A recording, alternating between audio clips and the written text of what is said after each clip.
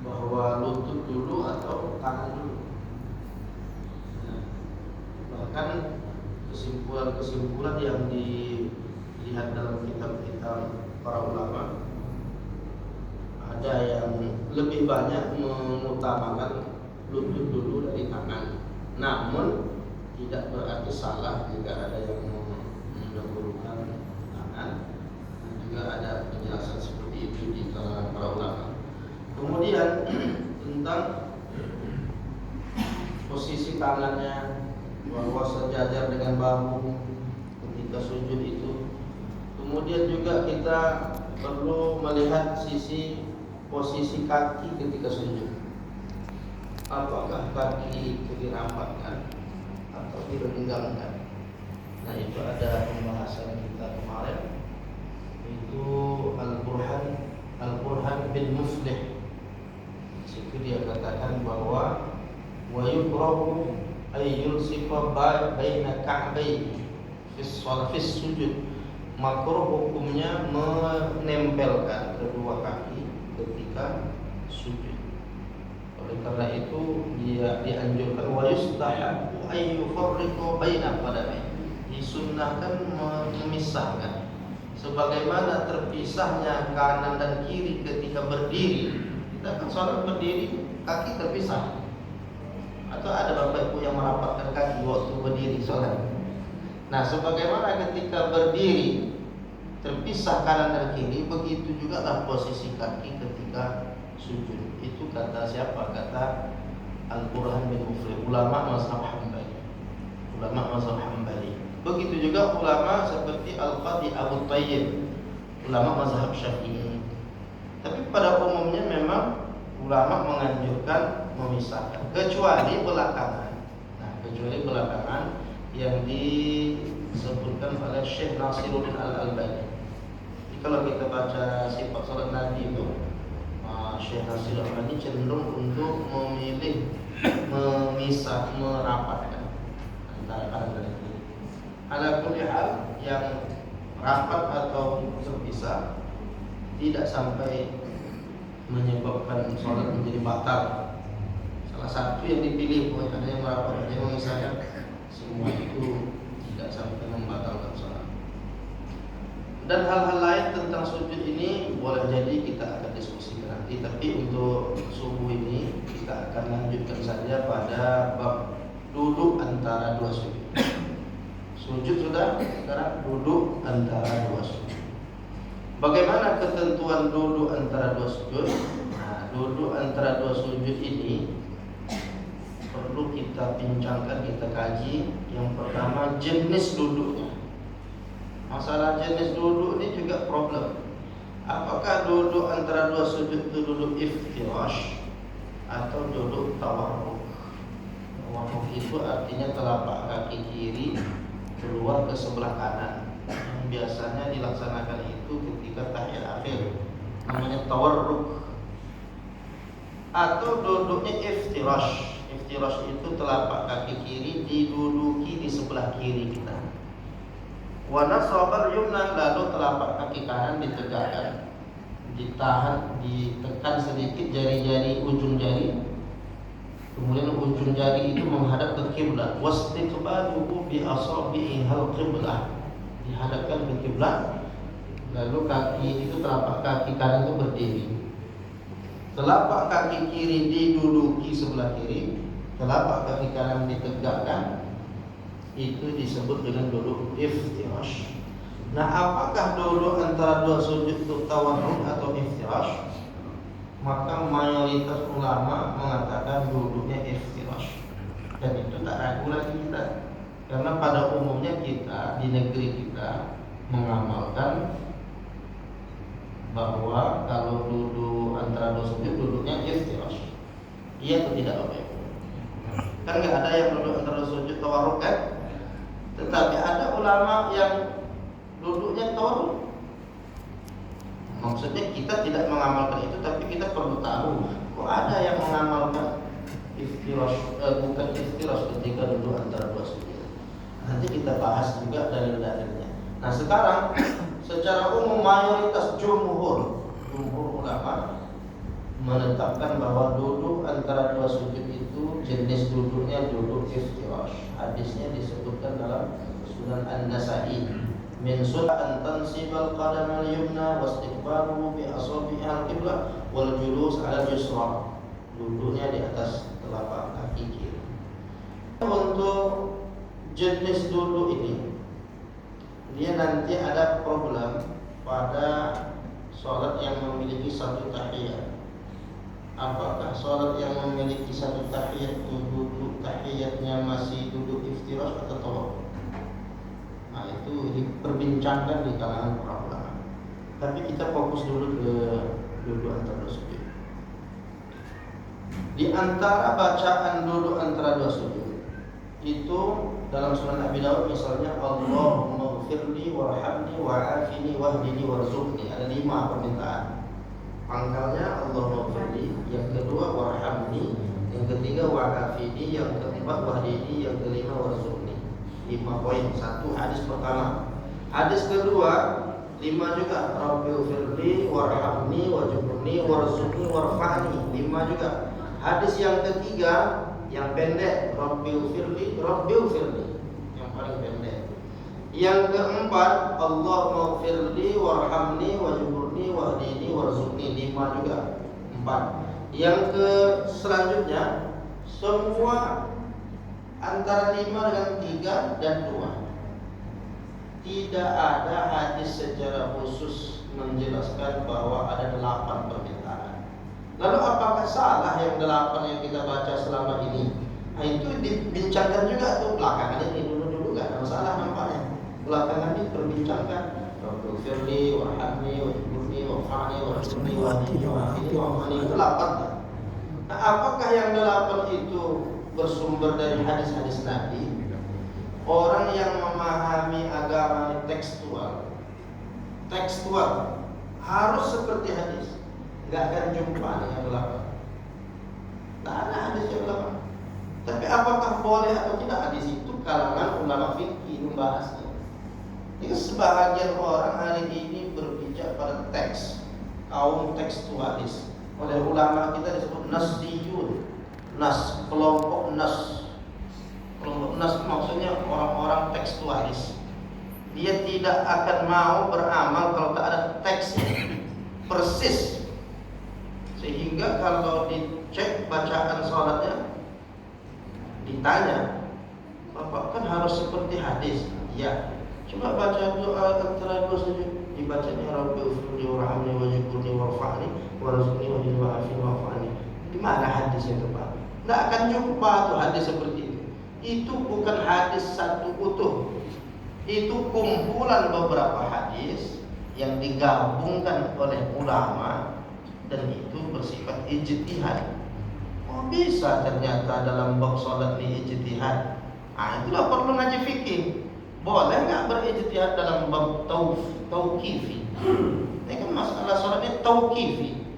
Sebahagian ulama mengatakan kalau sudah tauqifi tak boleh ditambah-tambah, tak boleh dikurang-kurangi, harus persis. Kalau mau persis bacaan duduk antara dua sujud, nah itulah yang 5 sama 2. Yang seminim-minimnya Rabbi ighfirli. Itu yang teksnya. Tetapi coba lihat bagaimana ulama dulu. Ini penjelasan saya nukilkan dari Syekh Wahbah Az-Zuhaili, ulama yang menguasai lintas mazhab. Jadi pemahaman mazhab fikih itu dikuasainya dengan baik. Abad ini kitab yang terlengkap, kitab fikih itu disusun dalam satu seperti ensiklopedia fikih Islam. Seorang alim itulah baru meninggal belum lama, ini namanya Syekh Profesor Dr. Syekh Wahbah Az-Zuhaili, ulama Syria. Nah, dia tulislah seluruh kumpulan fikih-fikih yang ada itu dirangkumnya dalam satu buku, fikih Islam dan dalil-dalilnya. Sampai pada kesimpulan, dia simpulkanlah kalimat tentang duduk antara dua sujud. Apa kata dia? Wasiwatu hadzal du'a inda Syafi'iyyah wal Malikiyyah wal Hanabilah Rabbi ighfirli warhamni wajburni warfa'ni warzuqni. Adapun penjelasan ulama-ulama mazhab Syafi'i, juga mazhab Maliki, juga mazhab Hambali, tak masuk di sini Hanafi, tak dimasukkan di Hanafi. Ada 3 katanya. Kumpulan dari doa-doa antara dua sujud itu dirangkum oleh ulama 3 mazhab, Syafi'i, Maliki, Hambali, sehingga sekian banyak hadis itu menjadi satu, digabungkan sehingga menjadi Rabbil Firli wa itu ulama-ulama kita dulu berijtihad. Mengapa bisa berijtihad mengumpulkan hadis-hadis lalu dijadikan satu? Nah, itulah yang disebutkan oleh Syekh Yusuf Al-Qaradawi. Ada kaidah dalam memahami agama ini, ada istilahnya al-jam'u bainal ahadits, mengumpulkan hadis-hadis yang serupa. Satu bab ada beberapa hadis terpisah, gabungkan. Sama dengan doa. Mungkin kalau kita di sini banyak mengamalkan doa Allahumma barik ini, tapi sebahagian lagi kaum muslimin mengamalkan Allahu Akbar kabira. Itu sebetulnya gabungan juga. Kalau teks aslinya sampai wasilah ya. Allahu Akbar kabira walhamdulillah katsira wa subhanallahi wa wasilah. Sampai situ aja. Lalu digabungkan dengan wajhatu, ada yang pakai ini wajhatu wajhiyah. Itu hadis yang terpisah, satu riwayat Abdullah bin Umar, satu lagi riwayat Ali bin Abi Thalib, digabungkan jadi satu. Satu dalam Muslim, Sahih Muslim, satu dalam Sunan An-Nasa'i, digabungkan. Dan itu fatwa ulama juga. Imam Nawawi yang punya kitab Arba'in, Imam An-Nawawi yang punya kitab Sahih Muslim yang disyarahkannya. Apa kata Imam Nawawi? Wa yustahabu, disunnahkan al-jam'u, mengumpulkan. Wa yusannul jam'u bainaha kulliha, disunnahkan mengumpulkan seluruhnya atau sebahagian.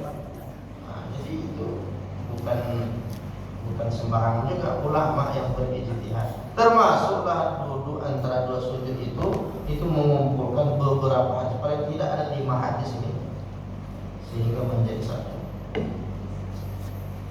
Dan yang menarik lagi, saya sempat mencari ini, pengalaman pencarian saya tentang doa ini. Kenapa kok 8? Sementara dalam kitab yang populer itu cuma 7, nggak ada waqfu anninya. Hadis-hadis yang ada itu digabungkan sehingga menjadi 7 sampai wa'afi. Terus dari mana datang waqfu anni? Lama saya mencari dulu, sekitar 6 tahun yang lalu saya mencari mana ada waqfu anni dalam kitab mana. Karena kitab-kitab induknya sampai ulama Maliki, kitab-kitab Maliki 7 cuma. Kitab-kitab Syafi'i, Imam Nawawi pun 7 juga sampai wa'afi ini. Kemudian seperti dalam kitab mazhab Hambali juga 7. Rabbil firli warhamni wajibuni warfa'ni warzuqni wahdini, wa'afi ini saja. Enggak ada waqfu anni dalam kitab-kitab induk itu. Baru saya baca lagi, jumpa satu kitab. Dalam kitab itu disebutkan ada hadis lain yang menggunakan kata waqfu anni sehingga digabungkan menjadi 8 lah dia. Jadi yang membaca sampai 8 ini ya masyarakat kita di Indonesia ya pada umumnya. Jadi kalau ulama-ulama mazhab Syafi'i di luar negeri pun sampai 7 itu aja. Tapi ada ternyata dalam kitab Imam Al-Ghazali, Ihya Ulumuddin, di situ disebutkan ada satu hadis katanya yang bisa digabungkan di dalam bacaan dulu antara sujud, wa'fu anni, dan maafkanlah kesalahan-kesalahan. Itu luar biasa kalau kita memahami teks atau gabungan beberapa hadis ini yang kita baca menjadi 8 permintaan itu semuanya kebutuhan kita, harapan kita kepada Allah Ta'ala. Rabbil firli, ya Allah ampuni dosa. Warhamni, curahkan rahmat kepadaku. Wajbur, ditutup aibku. Warfa'ni, angkat derajatku. warzuqni, berikan rezeki barokah kepadaku, wahdini, beri hidayah kepadaku, wa'afini, sehatkan badanku, wa'fu anni, maafkan kesalahan-kesalahan. 8 permintaan itu kebutuhan kita dalam hidup. Jadi kalau mau baca 8 itu ijtihad ulama. Kalau tak mau harus teks hadis itu, ya pilihlah yang 5, antara 5 dengan 2. Minimal tadi Rabbighfirli, Rabbighfirli. Jadi tidak kita langsung salahkan. Kita ikut sunnah ini. Dikasih. Kenapa? Karena Nabi buat cuma ini teksnya. Itu justru saking ingin ikut sunnah, saking inginnya ikut sunnah, hadis-hadis yang ada itu digabungnya dapat semua. Dan itu boleh, ijtihad ulama seperti itu boleh. Dan ternyata bacaan sholat kita ini banyak gabung-gabung juga. Coba dicek dari pangkal kita, banyak gabungan-gabungan. Cuma kadang-kadang kita tak sadar. Kita sangka itu memang udah aslinya begitu. Tetapi salah atau tidak menggabungkan itu ada pembahasan dalam bab fikih dan kajian ulama-ulama hadis. Makanya ada teori al-jam'u bainal ahadits itu dalam teori hadis. Ulama-ulama hadis mengakui itu al-jam'u bainal ahadits, mengumpulkan hadis-hadis yang satu pembahasan. Nanti kita bisa cek seluruh bacaan sholat kita ini ternyata bukan hanya teks aslinya, tetapi juga gabungan beberapa hadis. Kemudian kita lanjutkan.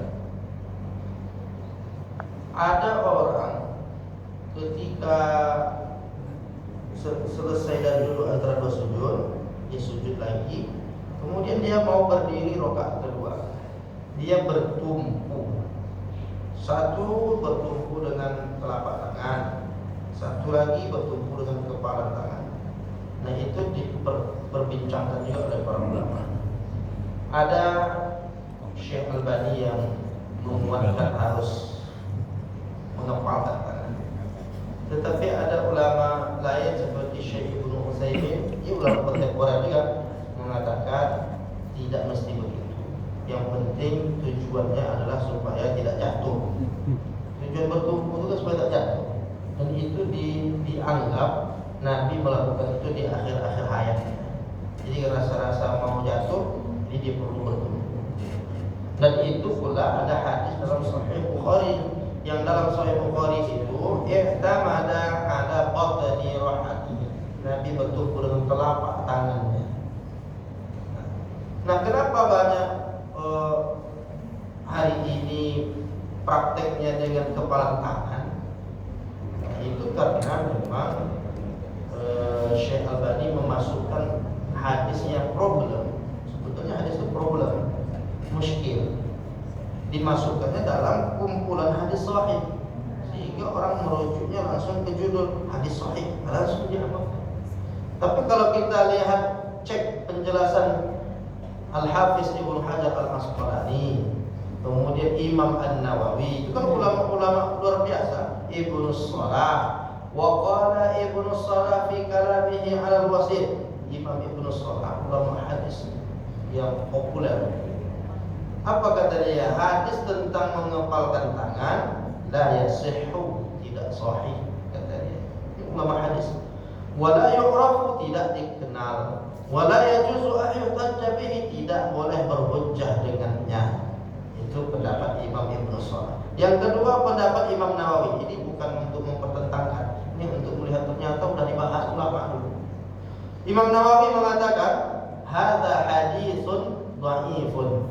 Hadis tentang mengepalkan tangan ini hadisnya dhaif. Dalam kitab Syarah Al-Muhadzab, kitab yang paling lengkap tentang mazhab Syafi'i, Syarah Al-Muhadzab. Representasi dari mazhab Syafi'i Imam An-Nawawi, Syarah Al-Muhadzab. Dia katakan bahwa hadis itu dhaif au batil. Hadisnya bukan sekedar dhaif, batil. La aslalahu, tidak ada asalnya, tapi dia berkembang dari mulut ke mulut. Katanya Nabi begini-begini, dari mulut ke mulut sampai pas dicek sanadnya enggak ada sanadnya. La aslalahu. Kemudian Imam Al-Hafiz Ibnu Hajar yang mensyarahkan Sahih Bukhari itu berpendapat tentang hadis mengepalkan tangan, apa kata dia? Dhaifun batilun. Hadis yang dhaif dan batil. Datanglah kemudian Syekh Albani tadi, dimasukkanlah hadis yang tak ada asal sanad segala macam tadi itu dalam kumpulan hadis sahih. Sehingga orang yang tidak merujuk kitab-kitab ulama terdahulu, asal dirujuknya judul sahih, berarti sahih diamalkannya. Itulah sebabnya terjadi pengamalan yang berbeda.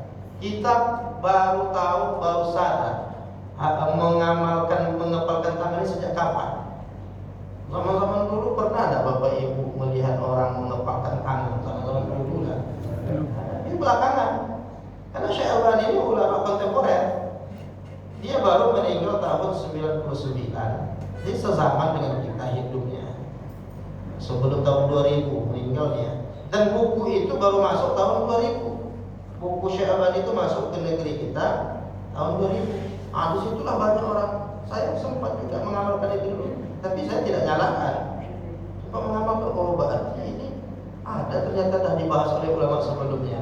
Jadi kebanyakan orang hari ini mengaji asal dia nampak buku kontemporer, anggapnya itu udah paling mantap. Sehingga buku-buku lama itu macam tak perlu lagi. Kalau orang akademisi nggak boleh begitu. Semakin dekat kitab-kitab itu ke zaman Nabi, lebih asli. Tapi enggak apa kita berdiskusi tentang masalah keilmuan ini boleh-boleh saja. Beda pendapat biasa. Tentang masalah khazanah keilmuan Islam itu memang harus seperti itu. Nah, ulama yang dulu-dulu seperti misalnya Imam Asy-Syirbini mengatakan, ini Imam Asy-Syirbini, wa yusannu ay ya'tamida fi qiyamihi min as-sujud wal qun ala yadayhi. Disunnahkan bertumpu ke lantai untuk berdiri. Terus mengapa harus bertumpu? Li'annahu ashbahu bit-tawadhu. Orang yang bertumpu itu kan kita duduk sejenak. Kita sujud pertama, duduk antara sujud, kemudian sujud kedua. Nah, mau berdiri itu kita duduk sejenak.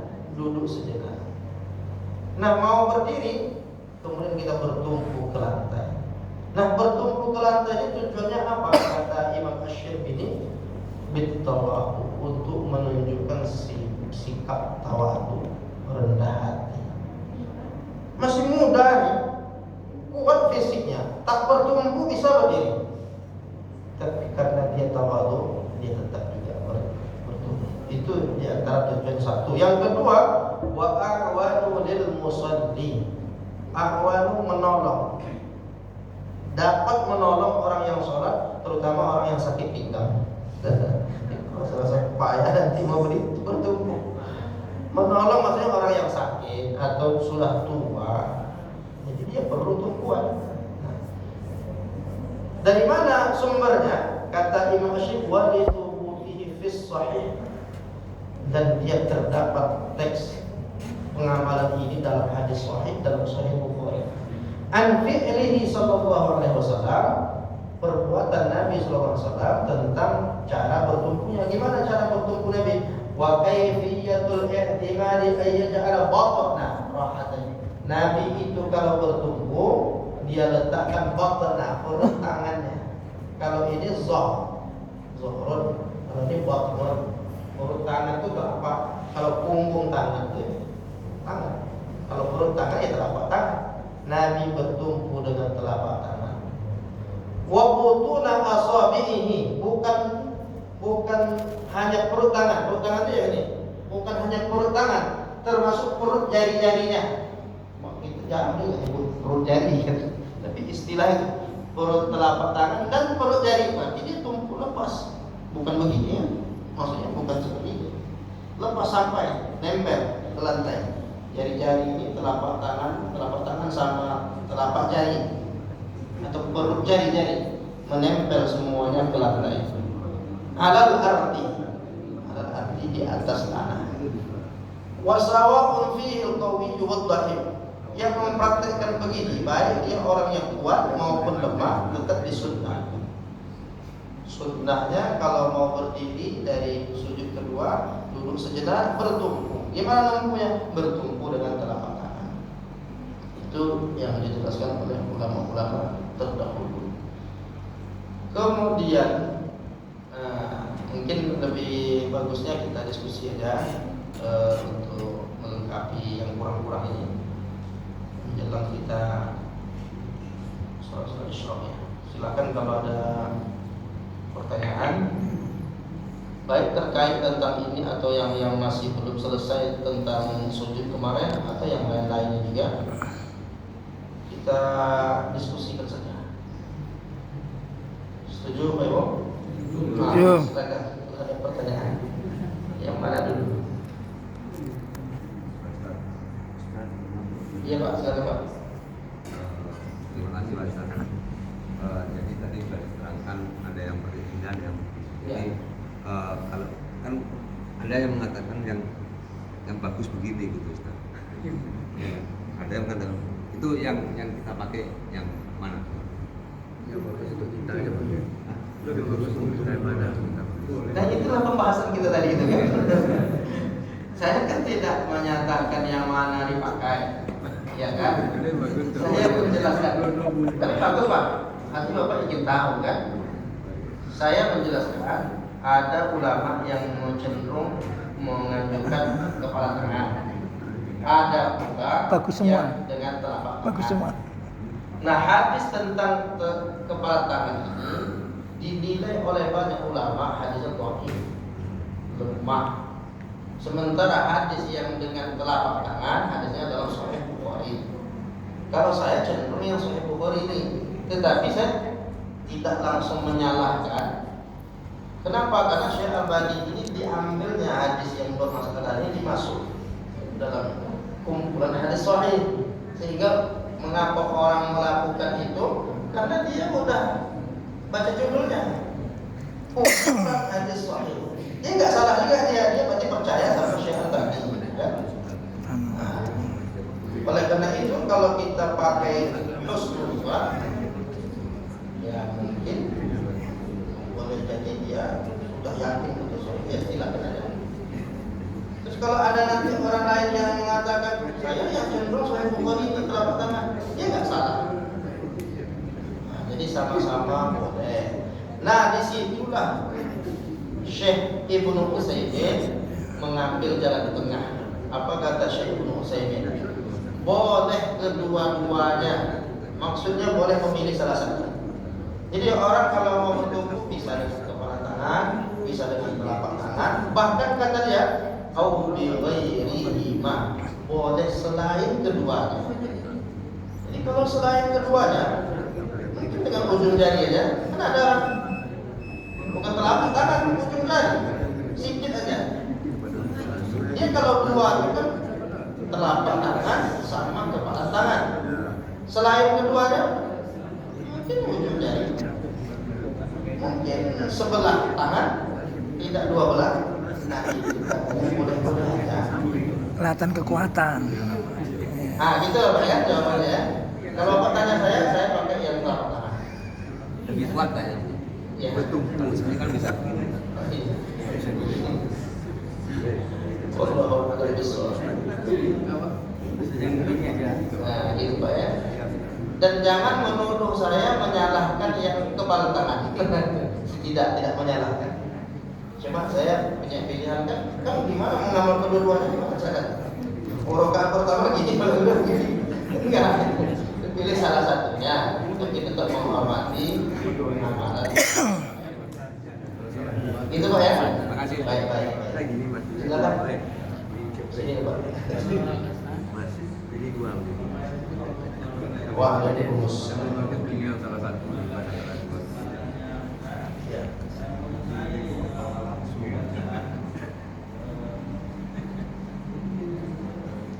Dulu ada ya.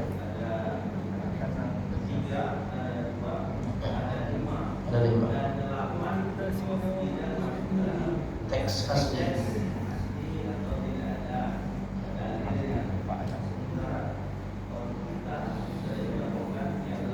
Iya.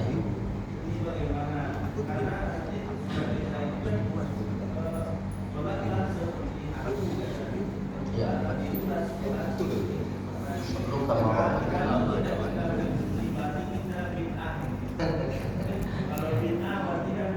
Masuk ya. Yang pertama, berkenaan dengan terkait dengan bangkit dari sujud juga, kita mengatakan bahwa Nabi berdirinya juga ya dengan telapak tangan.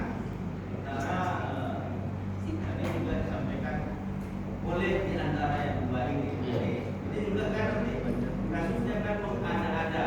Kalau mengada-ada kan fitnah juga. Ini mohon kejelasan yang rinci. Terima kasih.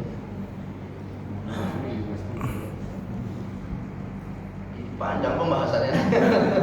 Kalau udah kaitannya dengan istilah bid'ah ini ya kan. Jadi kan teori atau hadis yang menjelaskan masalah bid'ah itu harus dirincikan juga. Apakah makna kullu itu menyangkut seluruh? Kan kullu itu setiap. Kalau kita lihat kata kullu itu tidak seluruhnya. Oleh karena itu, apakah penambahan menggabungkan itu masuk kategori bid'ah karena tidak mengikut hadis Nabi yang asli? Nah itu perlu kajian. Ulama-ulama kita sudah membahas itu sebetulnya. Bagaimana seorang Imam Ahmad bin Hanbal da'autu lisyafi'i arba'ina sana fis sujud. Saya berdoa untuk guru saya Imam Syafi'i dalam sujud saya selama 40 tahun. Doa Imam Ahmad itu dalam sujudnya selama 40 tahun apa? Allahumma ghfirli wa li walidayya wa li Muhammad bin Idris Asy-Syafi'i. Itu dalam sholat. Memang nggak ada teks itu di dalam bacaan sholat itu. Carilah hadis itu. Ada nggak hadisnya Allahumma ghfirli Syafi'i? Imam Syafi'i belum ada di waktu itu. Tapi dibacanya selama 40 tahun dan Imam Ahmad ulama hadis. Maka tak tahu dia kalau itu bid'ah, kalau dianggap itu bid'ah. Paham dia masalah. Tetapi ada hadis-hadis umum. Dari mana dia bisa berdoa begitu? Mengamalkan hadis. Fa'akhirul doa, banyakkanlah doa. Doa dia. Doa apa saja yang baik-baik. Asal jangan memaksa Allah Ta'ala. Ya Allah, aku minta ini, awas kalau tak dikabul. Itu mengancam. Doa yang baik-baik boleh. Di dalam doa-doa kita boleh membaca doa-doa yang ghairu makhluk. Nah, jadi problemnya masalah bacaan ini ada namanya bacaan mahdzur yang secara teks memang ada dari Nabi langsung. Ada yang ghairu makhluk. Yang ghairu makhluk itu ditambah digabungkan. Nah, itu di dalam kaidah fikih selagi dia tidak bertentangan dengan nilai-nilai kandungan dan tujuan, maka dia tidak masalah. Nah, katakanlah hadis yang 2 atau 5 tadi itu kan terpisah-pisah. Hadisnya terpisah-pisah. Terus oleh ulama kita, daripada terpisah begini, bagus kita gabungkan semuanya. Akhirnya hadis-hadis yang terpisah itu teramalkan semuanya. Jadi sebetulnya mengapa digabungkan menjadi 8 itu karena saking cintanya kepada sunnah Nabi. Hebatnya ulama. Kalau dia baca terpisah, hadis yang lain tak teramalkan. Coba kita baca ini ya. Hadis pertama ya. Allahumma ghfirli warhamni wa'afini wahdini warzuqni. Ampunan, rahmat, sehat, hidayah, rezeki.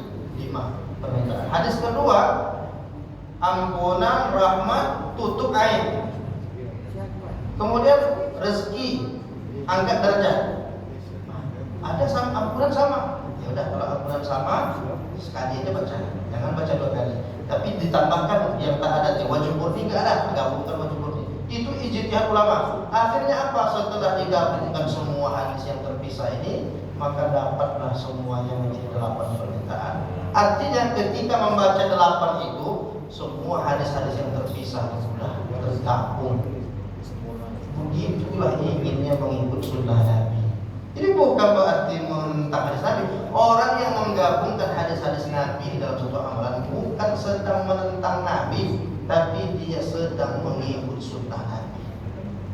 Nah, dibahas oleh para ulama tertentu. Cuma gini, kadang-kadang kita terjebak kepada teks lagi-lagi itu terjebak begini harus begini. Begitu melihat konsep ini masih hadis Nabi juga, iya, cuma digabungkan masih ikut sunnah Nabi. Sunnah itu ulama itu, jumhur mayoritas ulama menganjurkan bacaan 8. Nah, jadi itu tidak bertentangan dengan hadis Nabi. Itu yang pertama ya, itu sudah selesai ya. Sudah masuk. Pak, silakan mau nanya apa ya Pak?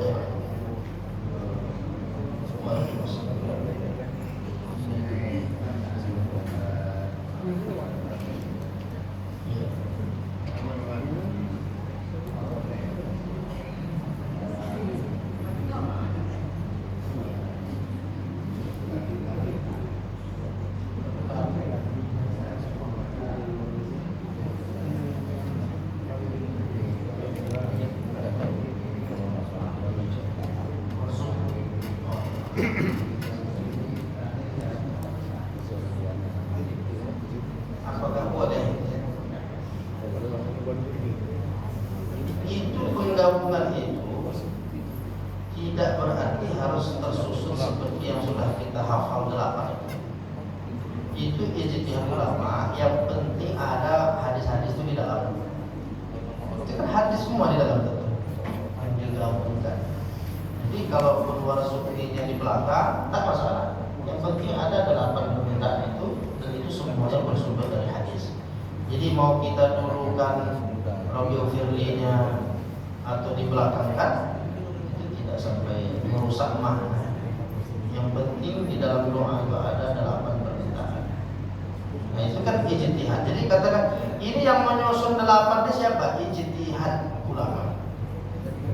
Ijtihad ulama, dan tidak memaksa harus susunannya begitu. Enggak memaksa karena dia hadis-hadis Nabi semua.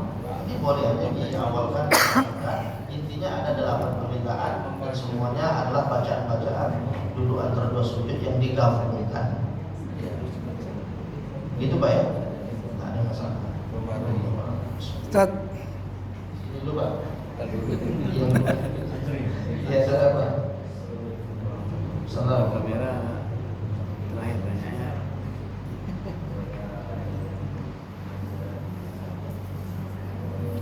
Nggak dengar.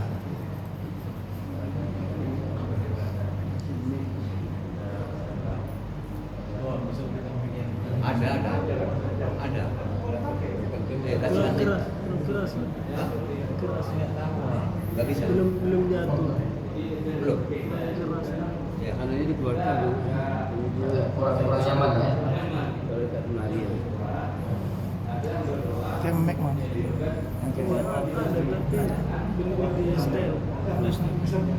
Bisa Pak. Kurang keras. Ini akan saya jawab Bisa Pak. dalam Bisa. pembahasan khusus. Karena ini panjang nih Pak. Kalau saya jawab singkat, kesimpulannya ringan. Ada yang membolehkan, ada yang membolehkan, ada yang tidak membolehkan. Tapi yang terbaik kedua-duanya boleh. Itu kesimpulan. Boleh mau zikir sama-sama. Kalau saya nggak boleh pakai mic. Zikir Kalau masing-masing. saya nggak boleh pakai mic. Doa sama-sama boleh. Doa masing-masing boleh. Ada dalil semua. Nah, nanti itu supaya clearnya. Nanti kalau pakai Insya mic Allah kalau dekat. jumpa lagi kita akan bahas nanti. Cuma ini kan babnya sekarang baru duduk antara 2 sujud nih kan. Duduk antara sujud, nanti ada lagi sampai nanti salam. Setelah salam kita bahas bab zikir, bab doa. Nah, Insya Allah di sini nanti tak nyala-nyala lagi. Kalau kita sudah dudukkan nanti perkaranya, dia sebetulnya apa? Sudut pandang. Hadis-hadisnya ada semua. Hadis-hadis tentang doa itu la yajtami'u mala'un fayaruhu ba'duhum wa yu'minu sahiruhu illa ajabahum Allah. Itu hadis tentang doa bersama. Tapi ada doa itu sendiri-sendiri. Ada juga dalil-dalilnya. Nanti kita akan bahas itu secara khusus. Maka saya tidak akan bahas itu secara detail sekarang karena butuh 1 jam saya menjelaskan itu. Itu pembahasan khusus saja. Tetapi kesimpulannya semua berdasarkan dalil. Tidak boleh saling menyalahkan. Sementara gitu Pak ya, baik. Sini dulu Pak. Yang pertama saya bertanya tentunya karena kita berguru atau dengan ustadz, tentunya bagaimana menyikapi hal-hal yang terutama tentang fikih. Ini kalau dalam sholat kan ada 3 sebetulnya. Yang pertama itu kerjaan hati, kerjaan istilahnya ucapan, dan kerjaan gerakan. Memang dalam hal ini yang banyak perbedaan tentunya gerakan dengan ucapan. Itu yang tadi mungkin dijelaskan oleh Ustadz. Nah, sekarang bagaimana menyikapi hal semacam ini, kan itu. Tentunya supaya kita tidak terpecah belah. Nah, itu yang pertama itu. Yang kedua, saya pernah mendengar Ustadz atau anggaplah ulama dari Medan itu berkaitan dengan hadis untuk berpedoman pada sesuatu fikih, itu katanya singkatannya ban mati. Ban mati itu katanya singkatan Bukhari, itulah ada Tirmidzi, An-Nasa'i, itu ada 7 berarti. Selama tidak lepas dari yang 7 salah satu ada sanadnya, itu boleh diikuti. Apa semacam itu, mohon penjelasan lebih lanjut. Ya, ada 3. Pertama qauli, fi'li, ucapan, perbuatan. Kemudian takriri. Takriri ini terkait kalau dalam rukun itu kan ada 3. Rukun qauli, rukun fi'li, rukun qalbi. Jadi sholat itu harus terpenuhi 3 rukun. Maksudnya bukan rukun sholat. Rukun yang harus terpenuhi di dalam sholat itu rukun qauli, rukun yang bersifat bacaan. Al-Fatihah itu bersifat bacaan. Itu harus betul. Ada rukun fi'li, gerakan. Ada rukun qalbi, kekhusyuan hati. Nah, itu harus dipelajari sampai mantap sehingga sholat kita berkualitas. Nah, jadi terkait qauli sama fi'li ini memang banyak perbedaan, memang banyak. Ulama-ulama kita berbeda pendapat, tetapi tidak mesti saling jatuh menjatuhkan, tidak mesti saling salah menyalahkan, kemudian saling memasukkannya ke neraka. Itu yang penting kan, jangan buru-buru gitu untuk memberi penilaian salah sampai kita tabayyun, clear ini dalilnya apa, mengapa orang bisa begini, dasarnya apa. Itu yang harus diketahui. Jadi gimana caranya karena beda-beda pendapat? Ngaji. Solusi Pak dari perbedaan salah menyalahkan ini, ngaji, dudukkan perkaranya apa, dasarnya apa. Banyak saya menghadapi konflik ini banyak. Jamaah memang konflik masyarakat tentang bab ini. Kita tidak menyalahkan.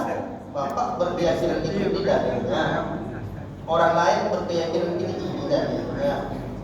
Tapi kita tetap saling menghargai. Ini dasarnya. Kalau paham kita begitu, tidak ada masalah. Saya berpegang dengan dalil ini, Bapak berpegang, sama-sama berdalil. Mengapa konflik terjadi itu? Karena dianggapnya ini aja yang betul. Yang dalil selain ini pasti salah. Sudut pandang itu yang harus kita instan ulang. Cara pandang itu. Kalau udah bisa kita memperbaiki sudut pandang itu, aman aja, tetap bersaudara kita. Walaupun beda sedikit, tetap bersaudara. Masih la ilaha illallah Muhammadur Rasulullah. Nah, itu poin pertama. Tentang ban mati, itu kan cara menghafalnya. Itu tidak berarti standar. Dia kan kalau yang populer itu Sahihaini, yang paling sahih itu Sahih Bukhari, Sahih Muslim. Nah, kalau mau di bawahnya lagi ditambah dengan 6, bukan 7, 6. 6 itu maksudnya Sunan Arba'ah, Sunan Abi Dawud, Sunan At-Tirmidzi, Sunan Ibnu Majah, Sunan An-Nasa'i. Itu Sunan Arba'ah. 4 tambah 2, 6. Itu disebut dengan kutubus sittah. Adapun tambah lagi yang tadi Imam Ahmad, ban mati kan ada Alum Ahmad, itu namanya kutubus sab'ah. Ban mati Bukhari, Ahmad, Nasa'i, Muslim, Abu Dawud, Tirmidzi, Ibnu Majah. Itu kan guru-guru kita ngajar begitu. cara menghafalnya kan. Tapi itu bukan berarti sudah katakan standar. Kalau udah masuk 7 ini sudah. Masih ada lagi kitab hadis Imam As-Sunani, kitab Al-Musannaf, ada lagi Ibnu Hibban, ada lagi nanti kitab banyak Pak hadis itu. Ada kutub tis'ah, kutub kitab yang 9. Tapi yang populer 6 dan 7 itu Banmati itu supaya dihafal oleh santri-santri ya di pondok kan. Ini kitab yang 7 ini namanya Banmati supaya ingat dia pangkal hurufnya. Jadi itu kalau dikaji kita di pesantren di pondok kita anak-anak kita kaji khatam. Kemarin kitab yang Bulughul Maram min Adillatil Ahkam udah khatam. Santri kelas 3 udah khatam, kita ijazahkan. Kita dapat sanad-sanadnya dari guru-guru kita sampai kepada Imam Al-Hafiz Ibnu Hajar Al-Asqalani. Jadi itu kita mungkin belum pernah kita khatam agaknya Sahih Bukhari, ya kan, Ahmad, Nasai. Kalau kita dah khatam, baru enak ngaji itu. Ini dalam bab ini teknik. Memang perlu juga dibuat kajian khataman. Cuma berapa lama baru dia selesai. Kita khataman itu misalnya full sebulan. Hari-harinya baca kitab saja, baca kitab jelaskan sedikit, mana yang muskil jelaskan sampai khatam. 1.200 hadis khatam. 7.000 hadis khatam. Kalau pembelajar sejati ya begitu. Tapi insya Allah jemaah kita semangat ngajinya tinggi nampaknya.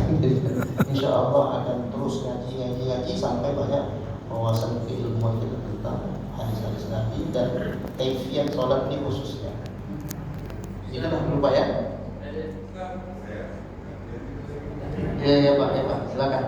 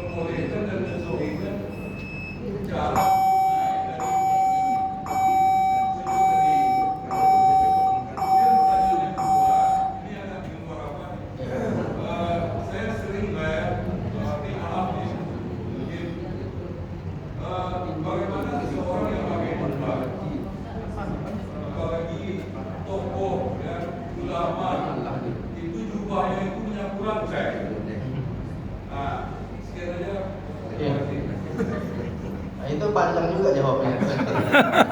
Saya jelaskan nanti ada pembahasan khusus masalah jawaban yang kedua. Yang pertama dulu, masalah Bapak mengamalkan itu tidak salah. Dhaif itu, ini perlu penjelasan. Pentadhifan sebuah hadis tidak mutlak, tergantung ulama. Sebentar. Tadhif itu maksud saya pendhaifan. Mengatakan hadis itu dhaif, siapa yang mengatakan dhaif? Itu yang perlu dulu. Kita belakangan ini ngaji asal sebut dhaif langsung kita semangat lagi kan? Dhaif itu tergantung ulama mana yang mendhaifkan.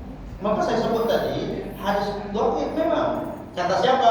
Kata Ibnu Salah, ulama itu ulama hadis. Kata Imam An-Nawawi, kata Ibnu Hajar Al-Asqalani. Mengapa ada yang Bapak mengamalkan itu? Kenapa? Karena dinilai sahih oleh Syekh Al-Albani. Berarti yang Bapak amalkan itu mengikut Syekh Al-Albani. Tapi bagi yang mengikut Imam Nawawi, dhaif itu katanya. Jadi dhaif dan sahih itu pun ternyata beda pendapat juga ulama. Selama ini kita kalau dari sebut dhaif itu kita sangka semua ulama mendhaifkan. Tidak, mendhaifkan, mensahihkan, menghasankan hadis itu ulama beda pendapat juga. Jadi Gimana kita menyikapinya? Ya udah lapor dada aja. Kalau bapak nyaman, tadi bapak kesimpulan saya kalau gini pendek rasanya, kalau gini lebih nyaman saya. Berarti bapak mengikut penjelasan Syekh Al-Albani yang dia menilai hadis tentang mengepalkan tangannya sahih. Kita hormati. Begitu juga kalau ada yang tak mau mengamalkan ini karena mengikut Imam Nawawi, karena kata Imam Nawawi setelah saya cek hadis ini sahih. Jadi ulama itu mendhaifkan tidak itu dia beda pendapat. Sama dengan Allahumma lakasumtu itu. Kata Syekh Al-Albani dhaif, kata Syekh Utsaimin sahih. Terus orang yang mengatakan dhaif menyalahkan? Enggak boleh nyalahkan, karena ada juga ulama yang mensahihkan. Yang mengamalkan Allahumma lakasumtu itu ada yang mendhaifkan, ada yang mensahihkan. Kita ngikut yang mana? Kalau mengikut yang sahihkan, amalkan aja. Kalau yang mengatakan dhaif tak mau dia amalkan, dia pakai dhahabaz zalama wa qatallatil wa thabatal ajru insyaallah. Jadi saling menghormati. Jadi bapak enggak usah khawatir kalau ada kawan kita mengatakan dhaif, Pak. Itu menurut Imam Nawawi, menurut pemahaman Syekh Al-Albani sahih. Jadi saling menghormati aja sifatnya. Jadi tidak usah khawatir bapak tentang masalah mengepal atau telapak tangan, kedua-duanya bisa dibenarkan. Saya menjadi ragu dan khawatir tadi karena Pak Ustadz menekankan di situ tuh yang sahihnya adalah dengan bertelapak tangan. Nah itu jadi saya sudah melakukan yang dhaif selama ini mungkin. Dhaif versi Imam Nawawi. Dhaif versi Imam Nawawi. Tadi saya jelaskan juga sudah. Tapi menurut Syekh Al-Albani dimasukkannya hadis ini dalam kumpulan hadis sahih menurut versi dia. Saya cenderung untuk mengangkat telapak tangan, tapi saya tidak menyalahkan pengamalan Syekh Al-Albani. Itu aja Pak kesimpulannya. Kalau umpamanya termasuk bapak juga enggak menyalahkan saya kan? Nanti aman tuh, tak ada masalah. Ya saya dulu juga pakai telapak tangan. Berarti sudah betul tuh. Ya, setelah saya dengar hadis pengajian ya, itu boleh kata dia tuh kan kayak menempatkan telapak tangan atau bikin adonan kue katanya kan. Setelah saya coba, dan saya merasa nyaman ya. Itu yang sering saya lakukan lagi. Oke, tak ada masalah. Artinya itu sudah clear. Kedua-duanya kan saya sampai juga Syekh Utsaimin, kedua-duanya boleh. Bahkan di luar keduanya pun boleh, cuma ujung jari pun boleh kata Syekh Utsaimin. Itu penjelasan ulama semuanya. Ala kulli hal tidak dipertentangkan, tetapi kan pilihan-pilihan kita. Itu pertanyaan pertama. Yang kedua tadi apa tadi? Jubah yang Masalah jubah itu, masalah isbal itu panjang pembahasan. Bapak baca di buku saya itu jelas itu sahabat Nabi juga ada sebagian isbal, bahkan Nabi pun pernah isbal. Dan itu ada sebab-sebabnya, ada kesombongan dan lain sebagainya. Itu perlu penjelasan tuntas. Kalau tidak kita akan menuduh juga akan itu dianggap sebuah kesalahan. Jadi sudut pandang masalah isbal itu poinnya pada ilat kesombongan budaya orang jahiliyah dulu. Baru dinilai itu, orang dinilai sombong itu kalau airnya jubahnya sampai ke pijak-pijak. Zaman dulu seperti itu. Nah oleh karena itu disuruh angkat. Tetapi Nabi dalam kesempatan lain juga di bawah mata kaki jubahnya, tapi tak kepijak. Yang masalahnya nggak pijak-pijak. Nah, yang saya tanya tadi itu yang sampai menyapu lantai tadi itu. Yang menyapu lantai. Nah itu masalahnya. Yang menyapu lantai itu tinggal dipotong aja sedikit begitu supaya tidak tersapu. Insya Allah kita jumpa di lain kesempatan Pak ya. Mohon maaf waktu dan segala macamnya. Kita cukupkan kajian kita sampai di sini dengan alhamdulillahirabbil alamin. Subhanallah wa bihamdika asyhadu an la ilaha illa anta astaghfiruka wa atubu ilaik. Wassalamualaikum warahmatullahi wabarakatuh.